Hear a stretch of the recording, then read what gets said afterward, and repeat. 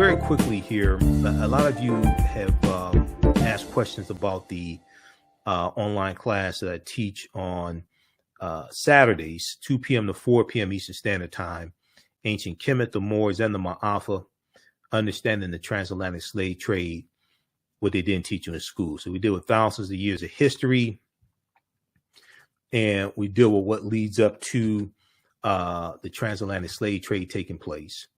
When we study our history, we can't start our history in slavery. And this is one of the things that really has to be impressed during Black History Month, African American History Month. We can't start our history in slavery. We have to deal with thousands of years of history that leads up to the transatlantic slave trade taking place. We have to deal with ancient Kemet, ancient Egypt, Nubia, Ta-Nehisi, deal with these African civilizations, deal with Carthage, and deal with Zimbabwe and different things like this. Okay. And what we do in this class, and there's over 200 slides in the class, we go through and look at this history chronologically. There's a timeline of history that we use, and then we go through and look at different periods of history to see cause and effect. And we look at how really Africans lose control. We look at invasions that take place. One of those things we look at are the Punic Wars, and we look at Hannibal Barca and the Battle of Cannae in 216 BC. But we have to understand that even when we look here at the U.S., we have to understand that African people have been in the land we call the United States of America, this landmass. We've been here at least 51,700 years. And if we look at Dr. David Imhotep's book, The First Americans Were Africans, Documented Evidence, on page 14 of his book, he deals with a discovery made by Dr. Albert Goodyear in Allendale County, South Carolina in 2004, where they found 13 different types of evidence that to thoroughly document an African presence in the land we call the United States of America, dating back at least 51,700 years ago. Now, this is, and in South America, dating back at least 56,000 years ago. And they found artifacts, architecture, campsites, carvings, Egyptian writings, footprints in lava, genetic M174, dihaploid groups dealing with DNA and genetics, linguistics, painting, skulls, skeleton structures, and tools. Now, these were the Khoisan. The Khoisan have the oldest DNA on the planet. This is Dr. Albert Goodyear, who's an archaeologist at the University of South Carolina. This is an article from 2004 from ScienceDaily.com that talks about his discovery. This article is almost 20 years old. New evidence puts man in North America 50,000 years ago. Because one of the things we do in the class is we look at archaeological discoveries, and these archaeological discoveries that have come out in the past, within the past 10 years, that are causing the archaeologists and scientists to totally rethink everything and push the timelines back. Okay, so this is why we can't start our history in this country with us conquered and shackled and chained and conquered by Europeans. All right, but even when we deal with our history before the United States, we can't start our history in 1441 with the Portuguese going into Mauritania. We can't start our history in slavery. We have to deal with when African people ruled the world. So the Khoisan have the oldest DNA on the planet. In October 2012, genetic study published in Science magazine found that the Khoisan in Southern Africa are the oldest ethnic group of modern humans, with their ancestral line originating about 100,000 years ago. The Khoisan, formerly called by the derogatory term Bushmen, are genetically unique, and no other currently known population had separated so early from our common modern human ancestor, according to the report. The Khoisan live mainly in Southern Africa and territories spanning Botswana, Namibia, Angola, Zambia, Zimbabwe, and South Africa. They are largely divided into two groups: hunters and gatherers, the Sans people, S-A-N, that's the Sans people, and keepers of livestock, the Khoisan people. The Khoisan languages include the distinctive click sounds that aren't found in the languages of their neighbors. Now, AtlantaBlackStar.com has a good article called 5 Ethnic Groups That Prove the First Humans Were Black. Okay. And then we have the people of the Andaman Islands as well. There's a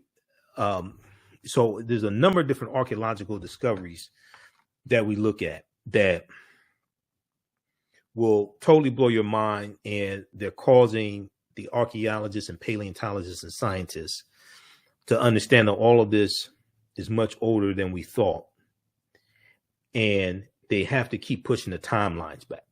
I mean, there was an ancient beer factory discovered. It was discovered last year. It was discovered in 2021 in Egypt that dates back 5,000 years.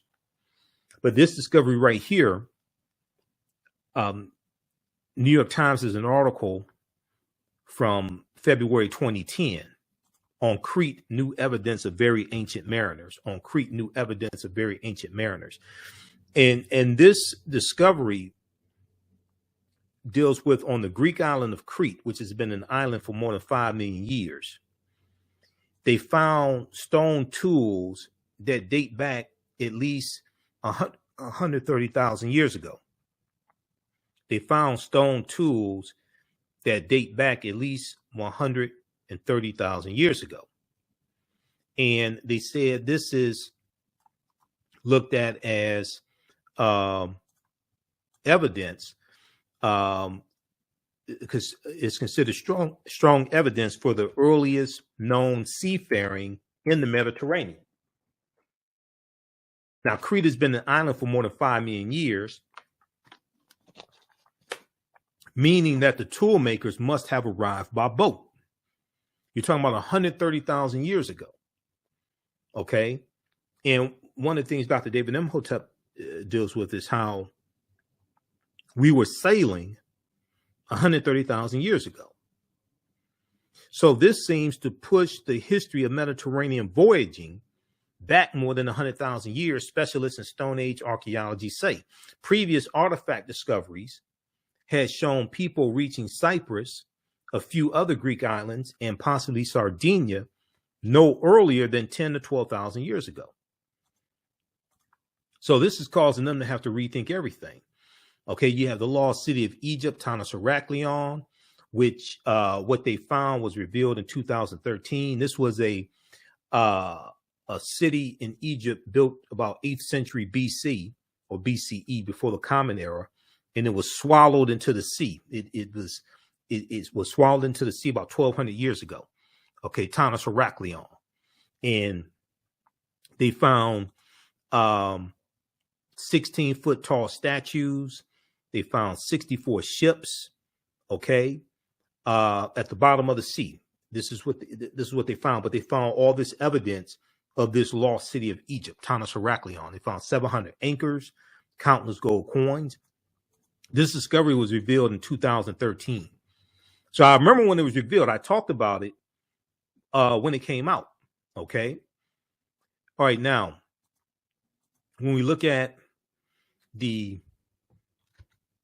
Washington Monument, that is a ancient African symbol called a Tekken, which comes from the mythology of Asar, Aset, and Heru, who the Greeks called Osiris, Isis, and Horus.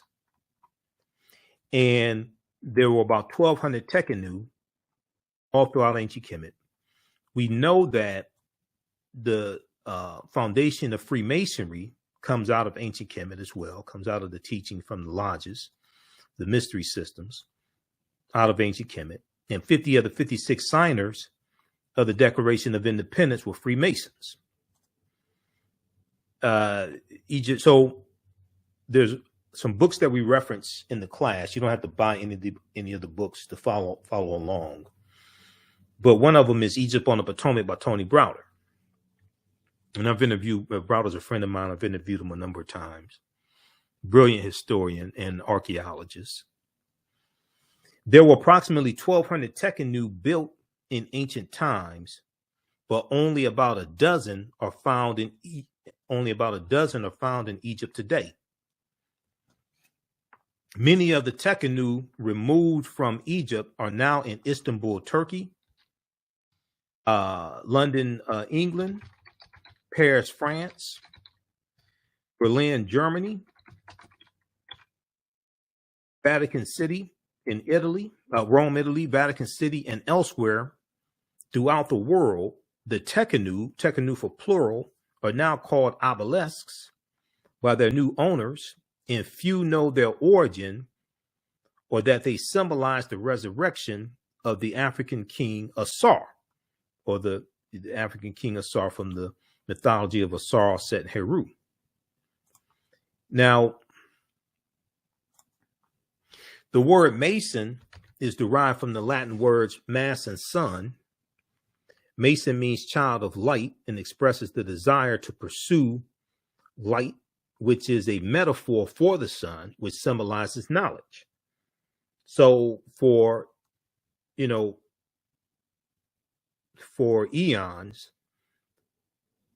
light has been associated with knowledge. And even when you watch, say, cartoons, and a cartoon character has an idea, you may see a light bulb go off over the cartoon character's head, associating light with knowledge. And darkness has been associated with ignorance or lack of knowledge. So when Europe is cast into the Dark Ages, after the Vandals and the Visigoths crushed the western portion of the Roman Empire in 476 AD, this is a period of ignorance. And it's going to be the teachings that the Moors taken to Europe, coming from the Nile Valley region of Africa, the knowledge coming from the Nile Valley region of Africa. The African Moors are taking the light from Africa into the dark continent, Europe.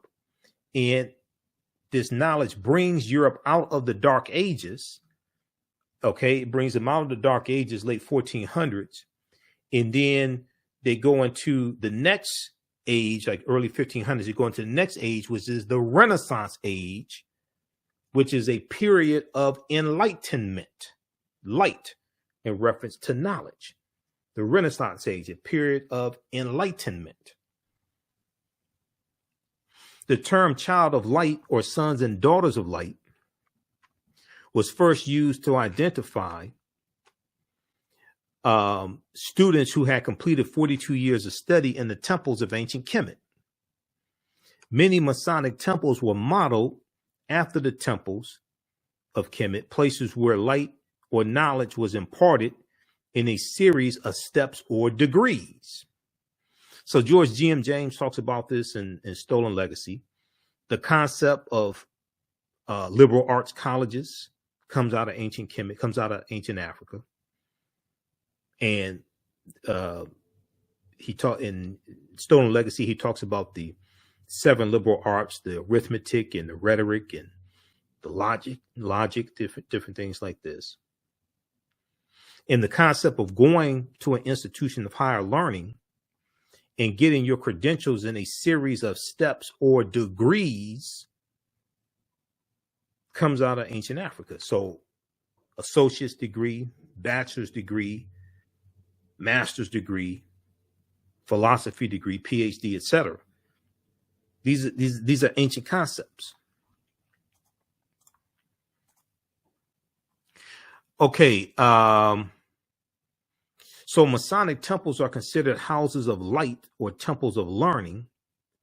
The term Mason, child of light, is a direct reference to the highest degree of the Kemetic education system.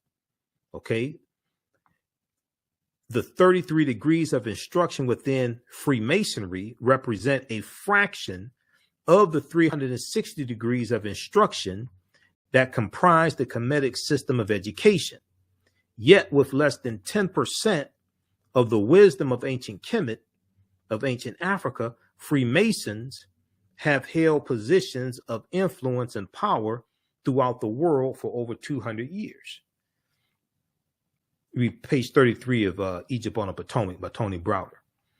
Okay, so there's a ton of information that we deal with. We deal with things like who was St. Nicholas, because we go through and look at thousands of years of history. And we go through this history chronologically.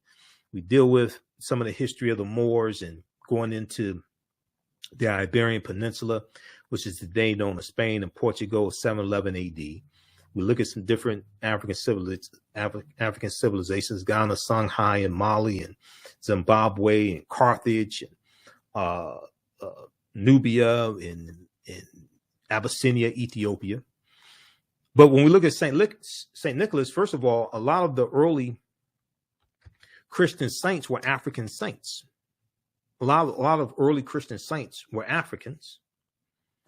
And early Christianity looks a lot like traditional African spiritual systems. A lot of early Christians believed in some sort of reincarnation. So if you read Christianity Before Christ by Dr. John G. Jackson, he breaks down a lot of this in the book. Okay, now how's everybody doing? Okay, you're still there? You still awake? Okay, give me a thumbs up, give me a heart, give me a like. How you like this type of information? These are some of the slides from the class. We have over 200 slides in the class. All these slides I put together myself. I've been teaching this class since 2017, but it has grown immensely since I first taught it in 2017.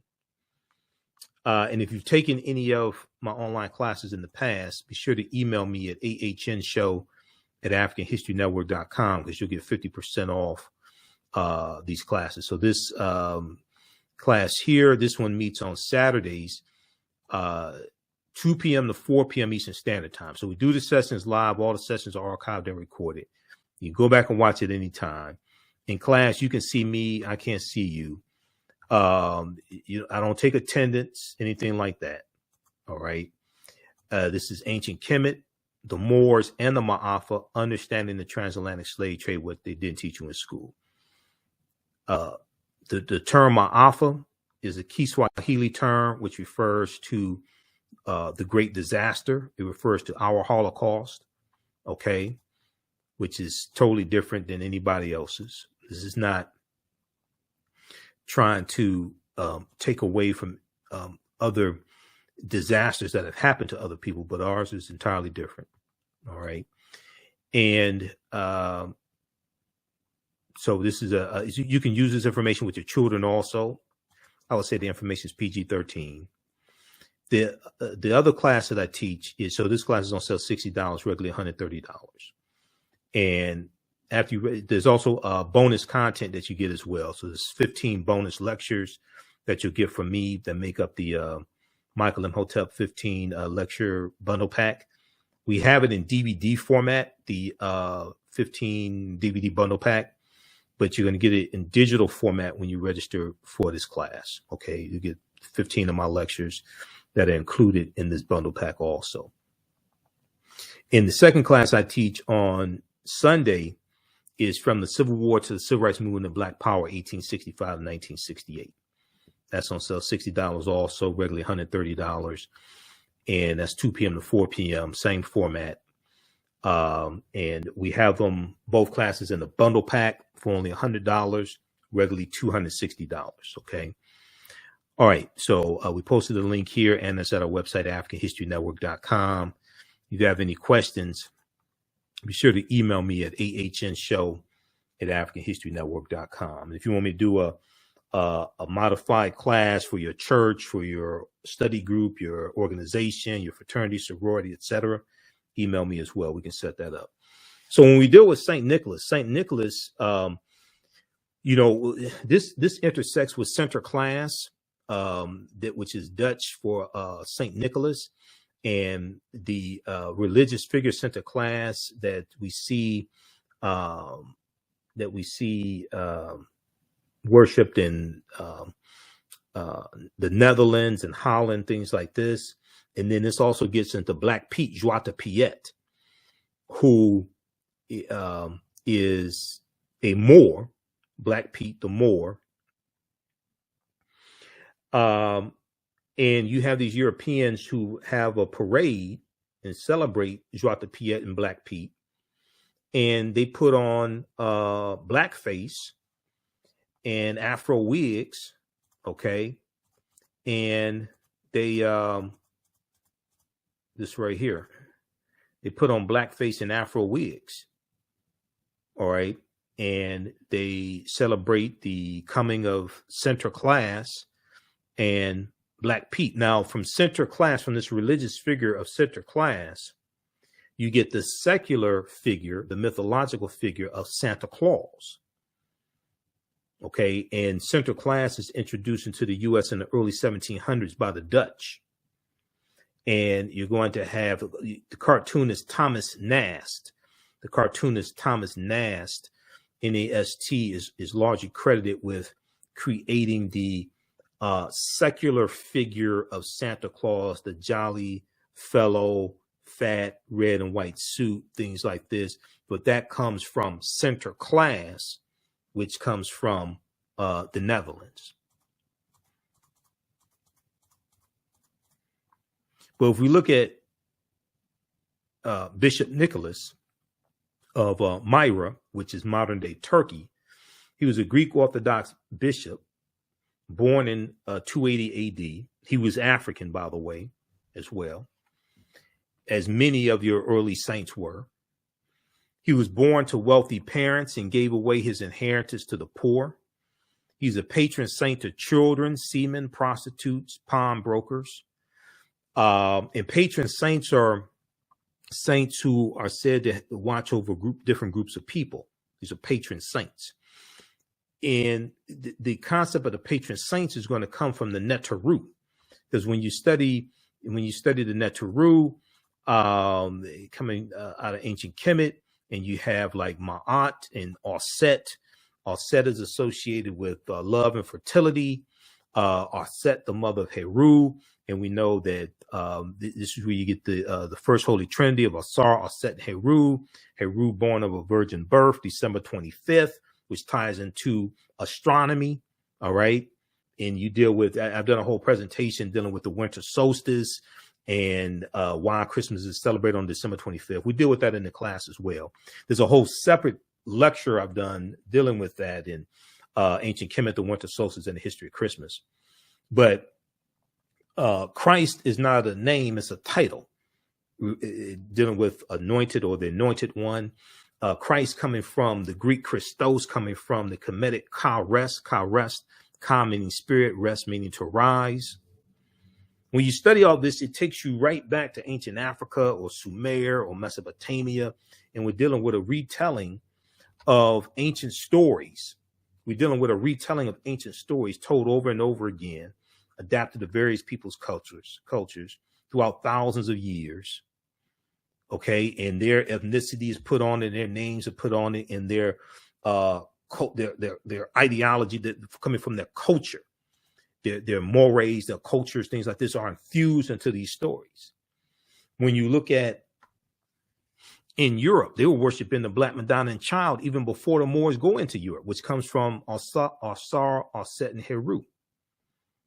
But you still have statues of the Black Madonna and Child in Europe right now, in France, in Spain, in Portugal, Germany, Czechoslovakia, Russia. And from the Black Madonna and Child, you get the decolorized version of the white Mary and Jesus. And as Europeans are coming out of the Dark Ages and they start conquering other people's lands and extracting the wealth out of people's lands, extracting the mineral wealth and building up Europe, because Europe had been devastated by the Black Death, the bubonic plague, and from 1347 to 1400, Europe loses between a quarter to a third of their population. But as you see a rise in European powers, you're going to see a rise in the dominance of the European phenotype. European phenotype gets elevated, and a lot of these different figures that were traditionally African figures, mythological, etc., get reinterpreted as European. When you study Zeus amongst the Greeks, In Greek mythology, in Greek mythology, they tell you Zeus comes from Ethiopia. We know the word Ethiopia and Ethiops is Greek, which means sunburnt, but they tell you Zeus comes from Ethiopia. Originally, Hercules was black. Then you're going to see Michelangelo paint the Sistine Chapel, and he uses his aunt and uncle as the models for Adam and Eve. You're going to see this reinterpretation of these traditional figures that were traditionally African. You're going to see them reinterpreted as European, and then they're going to be projected around the world. If you look at this book here, this is one of the books I use in the class from Runoko Rashidi, who's a friend of mine. We know Runoko passed away August 2nd, 2021. He was in Egypt. Black Star, the African presence in early Europe. Black Star, the African presence in early Europe. So on page 90, and we know Runoko had a library of probably about 40,000 photographs he took. He visited something like 125 islands and countries all around the world. And he would document the African presence all around the world. So these are statues of the Black Madonna and Child in Switzerland, Poland, Madrid, Spain, Luxembourg City, Luxembourg. They were basically worshiping African people. This is coat of arms of Pope Benedict XVI with the head of a Moorish king. Because when you study a lot of these Europeans' bloodlines, they have African Moors in their bloodlines because the Moors intermixed into European populations. Okay, so on a lot of the royalty in these different European nations, on their coat of arms, they have an African Moorish head because they had some Moorish ancestry in their bloodline. This right here is the flag of Sardinia, the national flag of Sardinia that has 4 Moors heads on it. That's the national flag right now. Originally, the bandana was a blindfold because the Moors were in those areas, but they were conquered. And we're going to see in different areas, like the Moors conquered and enslaved, and we see this especially amongst the Spanish. Okay. And they're going to be taken into different like Spanish colonies. But this is a deep history. We look here, you see the Black Madonna and Child here in France. You see it, another Black Virgin of Paris. We see one here in Spain. Another one in Kremlin in Moscow. This painting, that's in Moscow. This is page 89. Okay, so this all ties into our history. This is a deep book right here. I interviewed Runoko about this book in 2014. This is another book we use in the class, Golden Age of the Moor, edited by Dr. Ivy Van Sertima. Because this, we go through and deal with this history chronologically. Okay, so Golden Age of the Moor is another book we use. Before the Mayflower by Lerone Bennett Jr. is one that we use. Okay, this is the 6th edition. It's beat up. I need another one. Now Valley Contributions of Civilization by Tony Browder is one. How White Folks Got So Rich, The Untold Story of American White Supremacy. This is the 3rd edition from the Nation of Islam Research Group.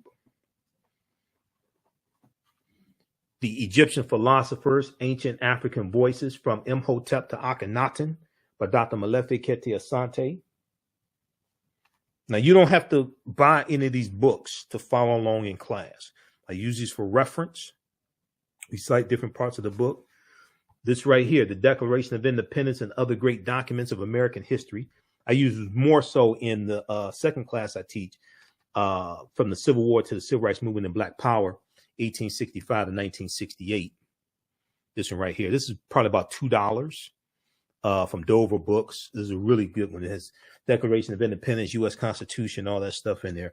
But you can read the U.S. Constitution at loc.gov, Library of Congress website. Okay. You can read it for free there. Because when we understood the Constitution, we'd be much better off. We understood history and law. This one right here, Collective Courage, A History of African American Cooperative Economic Thought and Practice by Dr. Jessica Gordon Nimhart, which deals with our deep, rich history of cooperative economics and the co-ops. This is another book that we reference in the class. Okay. Nile Valley Contributions to Civilization by Tony Browder. Egypt on the Potomac by Browder as well. This book right here, Egypt on the Potomac. Christmas Miscellany, Everything You Always Wanted to Know About Christmas by Jonathan Green. This is one of the books I read when I was really studying the history and origins of Christmas, because I've been doing presentations dealing with the history of Christmas going back to 2012. So those are just a few of the books that we do within the class. So you don't have to, some of these books you may have in your library. If you don't, it's fine. You still be able to follow along in the class because I have a lot of slides for you. All these slides I put together myself. How's everybody doing? Okay. How you all like this type of information? Who still needs to register for this 10-week online class? As soon as you register, you can watch the class we did last week. I'll post the link here again. And we also have a bundle pack when you register for both classes for only $100. The classes are regularly $130 each. You have a special discount right now. And if you have any questions, if you have to make any other arrangements, if you want to pay through PayPal or anything like that, or pay through Cash App, email me ahnshow@africanhistorynetwork.com, ahnshow@africanhistorynetwork.com. All right, let's continue here. We'll be here for a few more minutes. So it's important to understand this history chronologically. Historical events don't happen in a vacuum. They are the culmination of a sequence of historical events that lead to other events taking place. Some other things we deal with now, we deal with the film Black Panther. And the film Black Panther is deep on multiple levels. Okay. The word Wakanda is a real word. There were 11 different African cultures infused into the film Black Panther. Ruth Carter, who was the costume designer, she studied 11 different African cultures over the course of about 6 months. And you see this incorporated into the film. Now, Bast is short for Bastet, is a deity or neter from ancient Kemet. The Panther deity Bast that watches over the people of Wakanda. And Wakanda is not one group of people. Wakanda is the nation. Wakanda is made up of 18 different tribes. Okay, because I do lectures dealing with the film Black Panther. And I did about 3 months research on the film and the comic book to understand what the hell I was seeing in the movie before I went out here and started talking about it and doing lectures. Okay. Other people didn't do that. I'm not going to call any names, but I can listen to them and tell they ain't do any research. And 2 of the books that I read, first of all, there's about 100 articles that I read dealing with the movie and the comic book because I'm a researcher, to really understand what I'm seeing on the screen. And the movie Black Panther was the 18th film in the Marvel comic universe.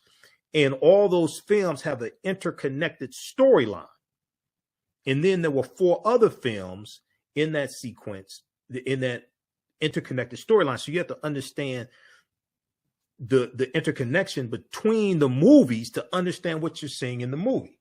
These are 2 books that I read on the film Black Panther to understand what it is that I'm seeing in the movie before I go out here and start talking about it and doing presentations across the country. The official movie special, Black Panther. So this has interviews with the cast, the director, Ryan Coogler, background information on the movie, things like this, right? How many people have seen this book? I read over 100 articles on the movie Black Panther. Okay, to understand what I'm seeing in the movie. And then I read this book here by Marvel, also by Marvel, Black Panther: The Ultimate Guide. This deals with the 52-year history of the Black Panther comic book, because a lot of the themes from the comic book we see in the movie, and then we see changes in the storylines, things like this. So I had to study the Dora Milaje comes straight out the comic book. I had to study the history of the comic book to understand what I'm seeing in the movie before I go out here and start doing presentations on the movie. And understanding like the change in the storyline of Killmonger, things like this. Because in the comic book, Killmonger is 100% Wakandan. He's not half Wakandan, half African American. And look at the introduction of Black Panther in the Fantastic Four comic book. All this stuff. Okay. So when we look at Wakanda, first of all, Wakanda is a real word. Wakanda means possesses secret powers in the Omaha Ponca Native American language and the Sioux Indian language. And then Wakanda is also a Bantu word as well. Now, when we look at Bast or Bastet, Bastet is an ancient Egyptian goddess or neter worshipped in the form of a cat or in the form of a lioness and later a cat. She's a goddess of warfare in Lower Kemet, worshipped as early as the second dynasty, about 2890 BCE, before the Common Era. When we look at the Black Panther comic book, Wakandan religion and its tribes. The religion of the Wakandan people first developed during the pilgrimage to the land in their conflict with the originators. The gods of Wakanda formed from the heroes of humans within the tribe. Ascending to the status of a god, these heroes became the Orisha. The Orisha are the names of the deities in the spiritual system of Ifa, which is practiced amongst the Yoruba of Nigeria. This is in the comic book, the Orisha. Some people say Orishas, but a brother from Nigeria told me, he said it's Orishas.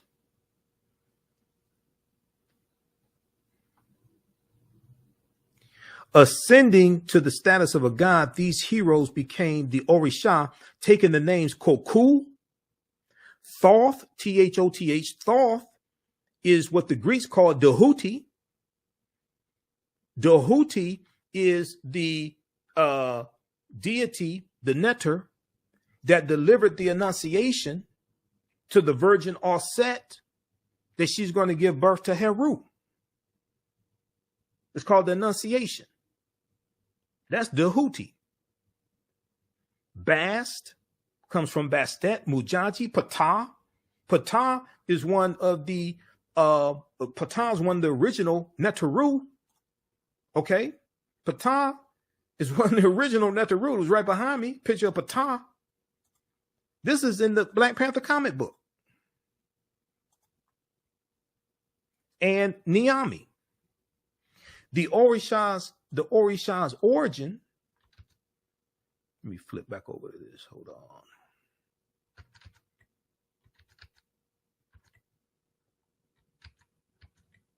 The Orisha's origin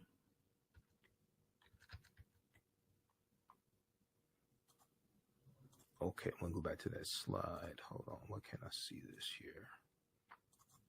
All right, here we go. Should be able to see it now. The Orisha's origins date back to the ancient Egyptian beings known as the Inuit. So if you study ancient Kemet, you know the Inuit refers to the 9 original Neteru. This is out of the Black Panther comic book. What are the Inuit? Inuit means group of 9 in Greek. In ancient Kemet, they were called Pesjet. The 9 Neteru were Atom, which is the sun, Shu, which is air, Tefnut, moisture, Geb, earth, and Nut, sky, Asar, who the Greeks called Osiris, Aset, Isis, Seth, Set, who was the brother of Asar, and Nephthys.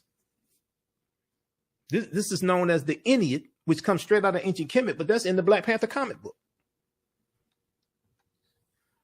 Read pages 274 and 277 of Ancient Egypt by Lorna Oakes and Lucia Galen. Also Nile Valley Contributions to Civilization. And they break this down in the book, because pages 274 to 277, they have a chart of the Neteru.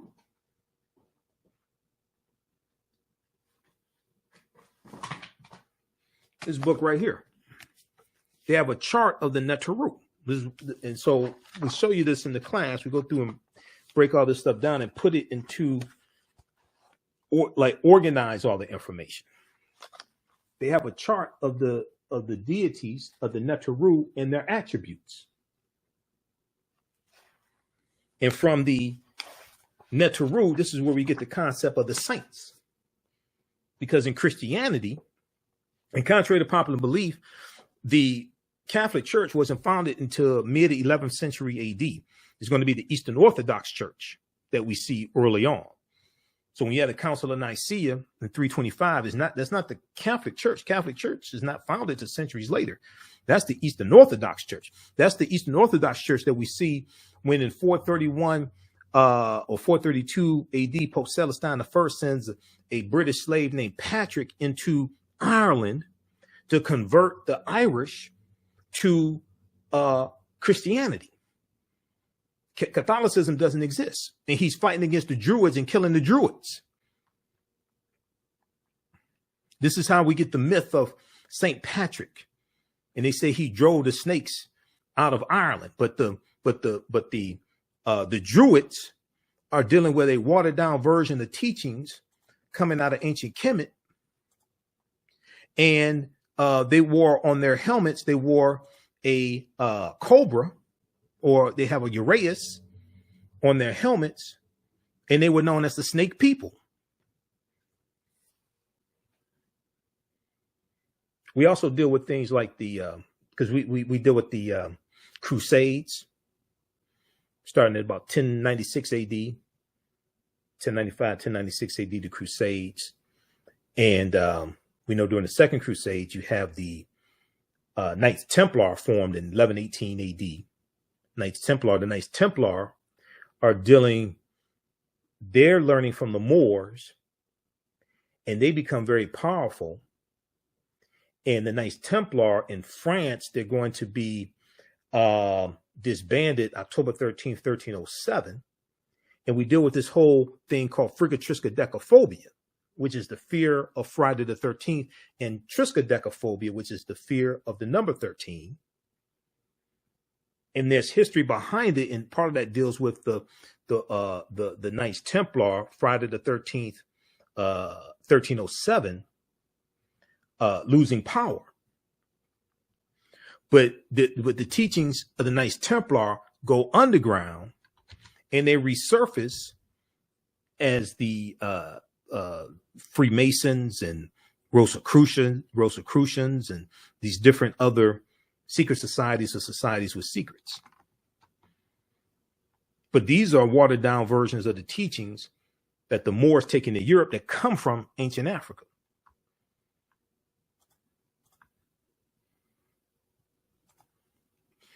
So this is just a sample of the type of information that we deal with. In Wisconsin, there's a water park called Wakanda, because Wakanda is an ancient term. You have a school in Nebraska named Wakanda. You have a water park in Wisconsin named Wakanda.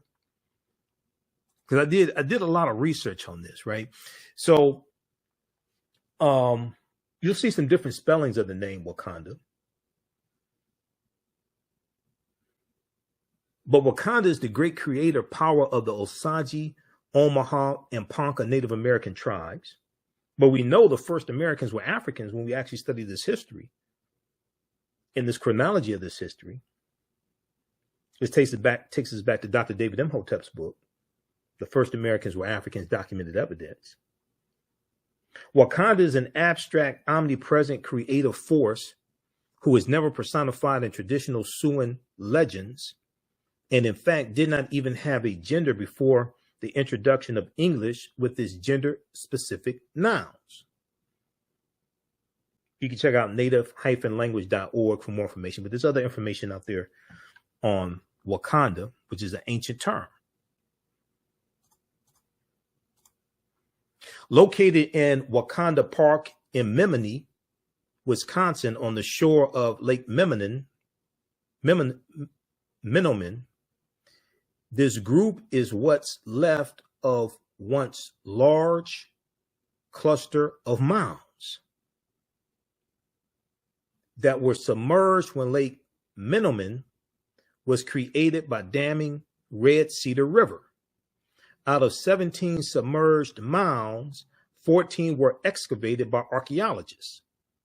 Some of the mounds contain burials, including an individual wearing clay mask, the feature found in only 2 other mound sites in Wisconsin. By different accounts, either 3 or 4 mounds are still extant in the park, all supposed to be ovals. I found 2 definite mounds in decent condition, unmowed and away from pedestrian traffic at the dead end of the ridge overlooking the lake.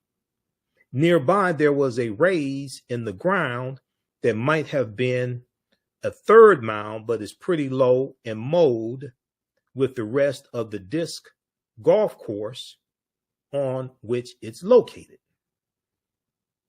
Okay, you check out wisconsinmounds.wakanda-park-mounds.html or Menominee-wi for wisconsin.gov. Now,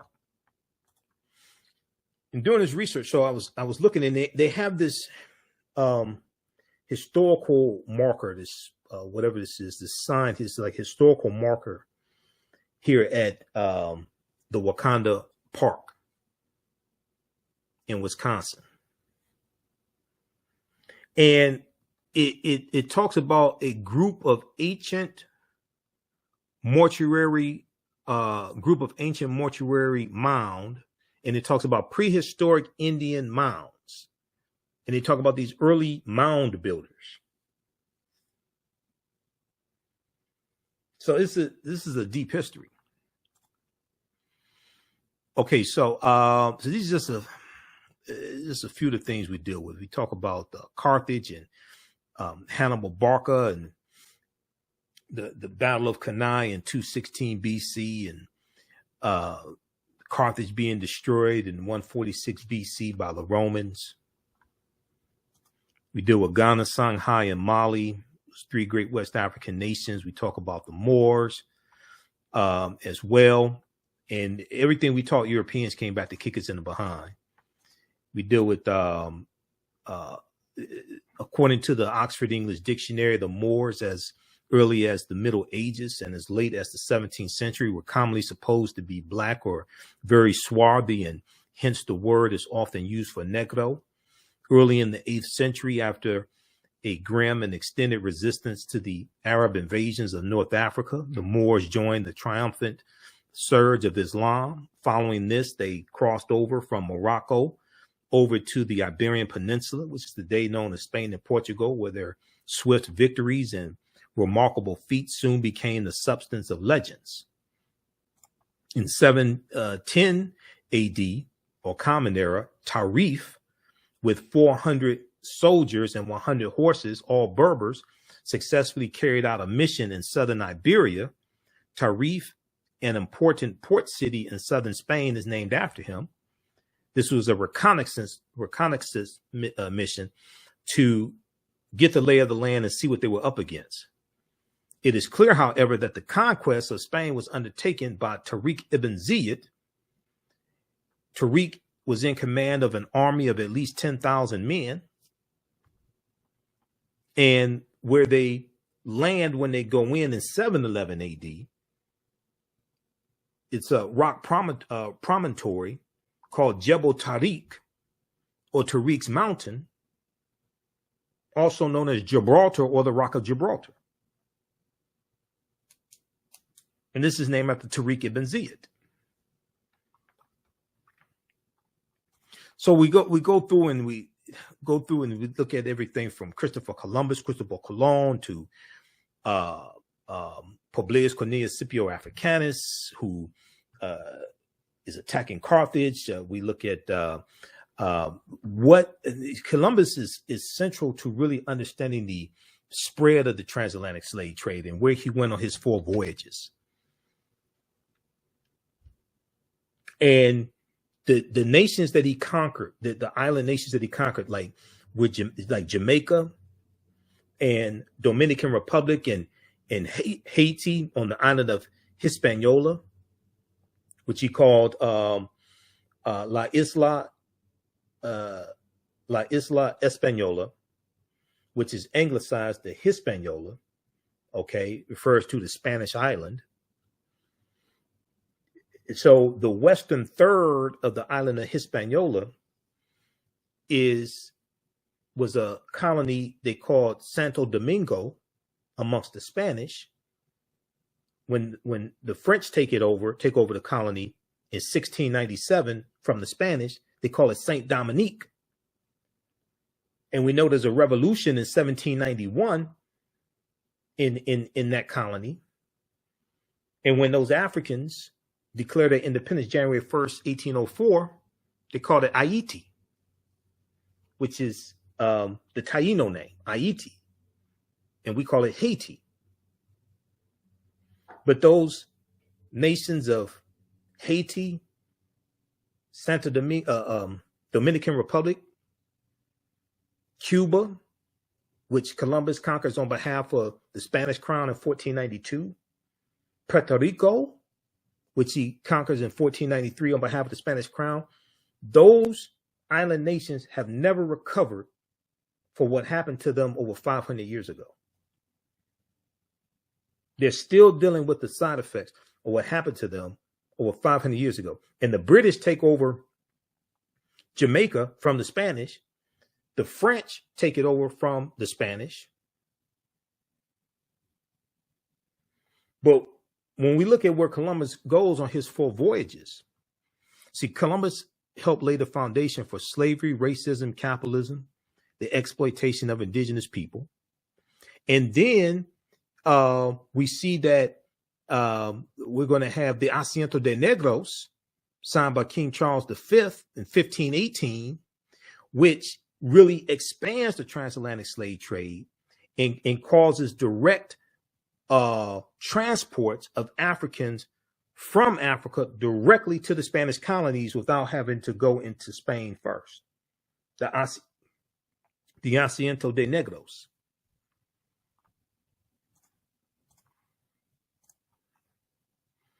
So we go through and look at a timeline of history. We deal with things like what are papal bulls, we deal with what was the transatlantic slave trade, the forced voyage of African people from Europe to Africa to the Americas. 1488, Pope Innocent VIII, he wasn't so innocent. Pope Innocent VIII accepted a gift of 100 more slaves from King Ferdinand of Spain, and then distributed these African slaves to various cardinals and nobles. 1488. This is 2 years before Columbus set sail. Columbus set sail August 3rd, 1492, late in the same year that the Reconquista is complete, and the Spain takes back control of the last stronghold of the Moors in Granada, January 2nd, 1492.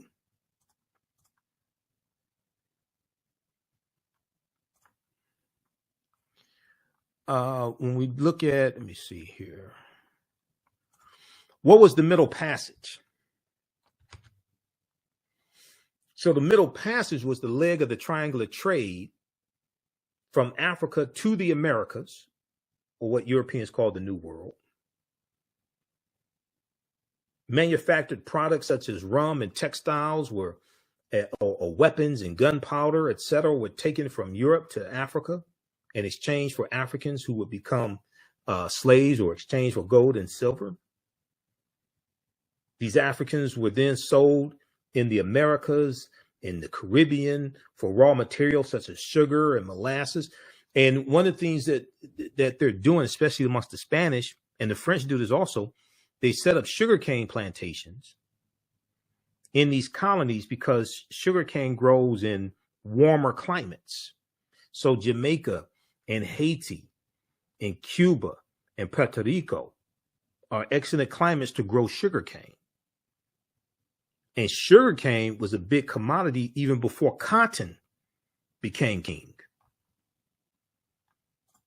So we take you throughout history, and then we leave off in about the 1830s or so, 1840s. In the second class that I teach, from the Civil War to the Civil and Black Power, 1865 to 1968, that second class basically picks up where this first class leaves off.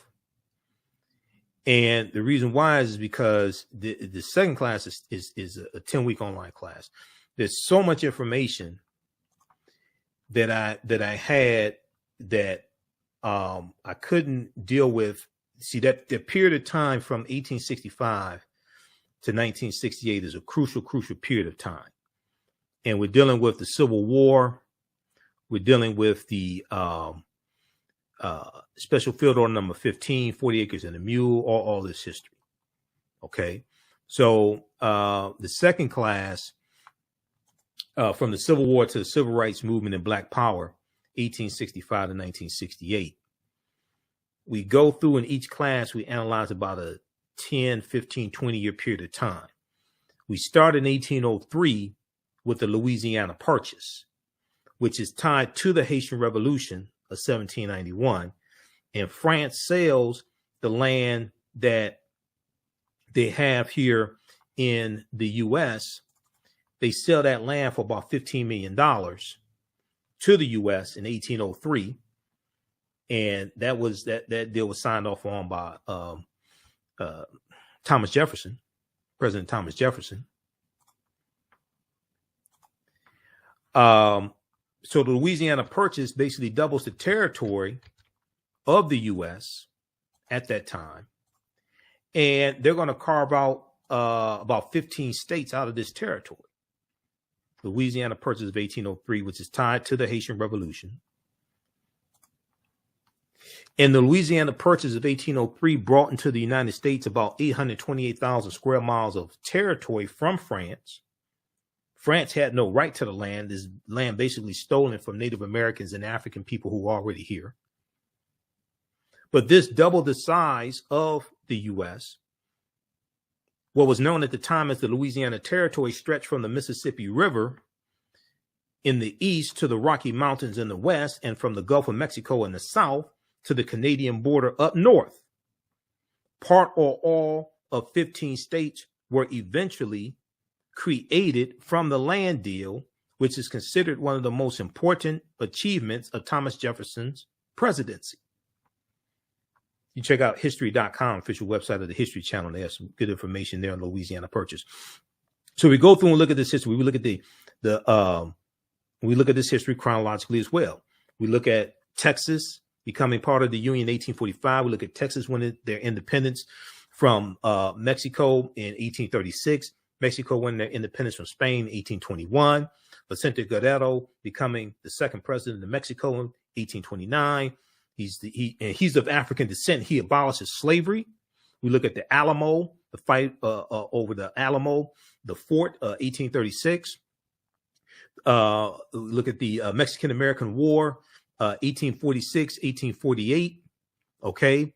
And because of the Mexican-American War, then the U.S. is going, and you're dealing with this concept of manifest destiny as well. The U.S. is going to get the land that makes up California, Arizona, New Mexico, Colorado, Utah, and Nevada from Mexico. as a result of the Treaty of Guadalupe Hidalgo of 1848, which is what ends the Mexican-American War. And you're dealing with westward expansion, and you're dealing with the United States basically want to take over the entire North American continent. You're dealing with territorial disputes. This is how the Mexican-American War starts. But because of the Mexican-American War, you're going to have what's called the, and even before that, you have the Missouri Compromise of 1820, which organizes the land that the U.S. gets from the Louisiana Purchase. But the Compromise of 1850 organizes the land that the U.S. gets from Mexico. And it comprises, the Compromise of 1850 comprises of 5 bills. The 5th bill that it comprises of is the Fugitive Slave Act of 1850, which intensifies the abolitionist movement and causes more runaway slaves to go into Canada as opposed to staying in the North. And this is 4 years before the Kansas-Nebraska Act of 1854. And as a result of the Kansas-Nebraska Act of 1854, you have the Republican Party founded in 1854. Because the majority of the time that slavery exists in this country, you don't have a Democratic Party or Republican Party. Democratic Party is not founded in 1828. Republican Party is founded in 1854. So we're going to go through and see what leads to the Civil War taking place. Okay. And that's triggered especially by the election, the November 6, 1860 presidential election. And Abraham Lincoln becomes the president-elect. And the many southern states fear that Lincoln is going to free the slaves. So the first state to secede from the Union is South Carolina, December 20th, 1860. About 6 weeks after Lincoln becomes president-elect. The Civil War in the United States began in 1861, April 12, 1861, with the attack on Fort Sumter in South Carolina. After decades of simmering tensions between northern and southern states over slavery, states' rights, and westward expansion. The election of Abraham Lincoln, November 6, 1860, when he became president-elect, caused 7 southern states to secede from the Union and form the Confederate States of America. 4 more states soon joined. The war between the states as a civil war was also known, ended in Confederate surrender in 1865. The conflict was the costliest and deadliest war ever fought on American soil, with some 620,000 of 2.4 million soldiers killed, millions more injured, and much of the South left in ruin. And then we deal with Reconstruction, which is a crucial period of history, which is not really taught in schools. Reconstruction, 1865 to 1877, where African Americans were showing America really how to have a democracy. There's a good article from time.com that we've talked about here on this show. Came out January of 2022, January 12, 2022. This makes the connection that I've been making even before I saw this article.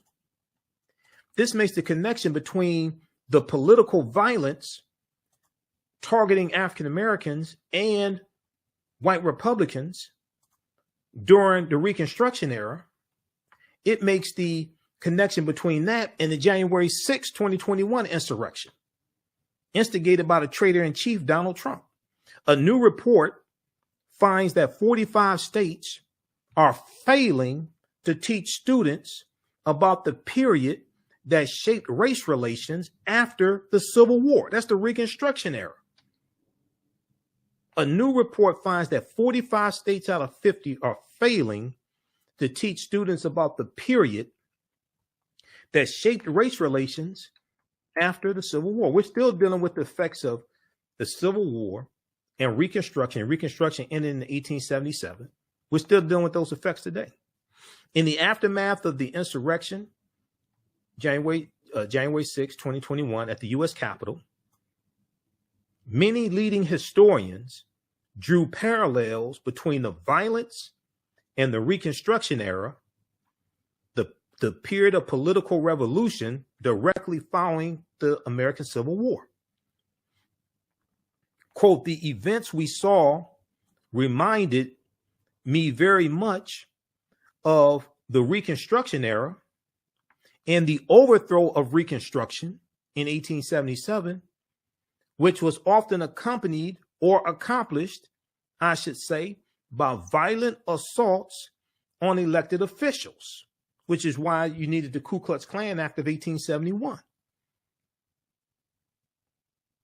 This is a quote from Eric Foner, Pulitzer Prize winning historian and author of Reconstruction, America's Unfinished Revolution, 1863 to 1877. He said this in an interview with the New Yorker published a week after the January 6th insurrection. This is what I've been saying on the show. I said, dude, that's what happened during Reconstruction. Clinton, Mississippi massacre, 1874, Vicksburg, Mississippi massacre. When you go study these riots and massacres during Reconstruction, but then after Reconstruction ends, a lot of that was over. A lot of that was dealing with politics and trying to keep us from voting. Opelousas massacre, Opelousas, Louisiana, 1868. This is before Wilmington, North Carolina, 1898, where they overthrew a biracial government in Wilmington, North Carolina. This was long before that. Scholars say studying the aftermath of the Civil War can help put in context many of the most seminal events in the U.S. in recent years, from the brutal murder of George Floyd by police in May 25th, 2020, in Minneapolis, Minnesota, to the voter suppression laws enacted after African-American voters played a big role in helping Joe Biden and Kamala Harris become president and vice president in 2020. But despite the timeliness of the era in today's climate, many students in American schools will not get a full education of Reconstruction until they get to college. Well, most of them are not going to college. And this is directly related to our understanding of history, and your understanding of history influences your understanding of politics and who you vote for and the policies you support. In social studies standards, 45 out of 50 states and the District of Columbia, discussion of Reconstruction is partial or non-existent. In 45 states out of 50 and the District of Columbia, discussion on Reconstruction, 1865 to 1877, is partial or non-existent, according to historians who reviewed the period, reviewed how the period is discussed in K through 12 social studies standards for public schools nationwide. In a report produced by the education nonprofit Zen Education Project, the study's authors say they are concerned that American children will grow up to be uninformed about the critical period of history that helps explain why full racial equality remains unfulfilled today. So all this is connected, and all this is tied to history. And historical events don't happen in a vacuum. They are the culmination of a sequence of historical events that have a domino effect and lead to a larger event taking place. Okay, so check this out from time.com. A new report finds that 45 states are failing to teach students about the period that shaped race relations after the Civil War.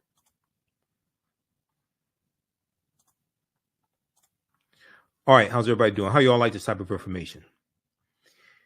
So I teach the classes on the weekends, Saturdays and Sundays, 2 p.m. to 4 p.m. Eastern Standard Time. If you have any questions, email me at ahnshow@africanhistorynetwork.com, We're going to post the link here again. You can register for the online class. You also can register for the bundle pack. So the class is regularly $130. They're on sale $60. $60 each. We have a bundle pack. You can register for both classes for $100. If you want to pay through Cash App, email me and we can do that as well. Or you can just send it through Cash App also. I'll enroll you in the class. We have a Cash App information here. $, the AHN show through Cash App and through PayPal, paypal.me/the AHN show. So on Saturdays, we have the information at our website, AfricanHistoryNetwork.com. On Saturdays, 2 p.m. to 4 p.m. Eastern Standard Time, ancient Kemet, the Moors, and the Maafa, understanding the transatlantic slave trade, what they didn't teach you in school. As soon as you register, you can watch the class we did last week. So we do the sessions live. All the sessions are archived and recorded. You can go back and watch them anytime. Okay. You don't have to be present in class. And even a year, and once you register, you have full access to the class. So even after the course is over with, a year from now, if you want to watch the full class, is there, you can watch it. You can also use this information with your children and your family. The information, I would say, is PG-13. I don't do a lot of cursing. It's not overly graphic. I don't show naked people and things like this. It is, it's not like that. On Sundays, 2 p.m. to 4 p.m., I teach from the Civil War to the Civil Rights Movement and Black Power, 1865 to 1968. Okay. All right. And then all of my DVD lectures and digital downloads are at our website, AfricanHistoryNetwork.com. If you have any questions, email me. If you want me to do a presentation or you want me teaching these classes for your churches, your study groups, organizations, fraternities, sororities, you want me to do a modified, a shorter version of these classes, or you want me to do a presentation for your group or organization, email me as well. Okay, well, look, we have to get out of here. I'll see you all in class. Remember, at the African History Network, hopefully you learned a lot from this. Give us a thumbs up on this broadcast. Give us a heart. Give us a like. Follow us on our Facebook fan page, The African History Network, our YouTube channel, Michael Imhotep, IMHOTEP, and turn on live notifications so you know when we go live. Also, sign up for our email newsletter. Text the word Kemet, K-E-M-E-T, to 22828. Text the word Kemet, text the word Kemet to 22828 to sign up for our email newsletter. All right, look, we have to get out of here. Remember, at the African History Network, we focus on educating, empowering, and inspiring people of African descent throughout the diaspora and around the world.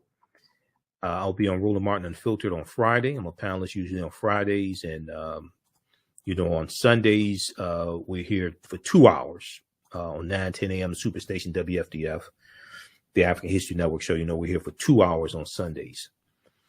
All right. Remember, right now, it's correct wrong behavior. It's not over till we win. Wakanda forever. And we'll talk to you next time, and we'll see you in class. Peace.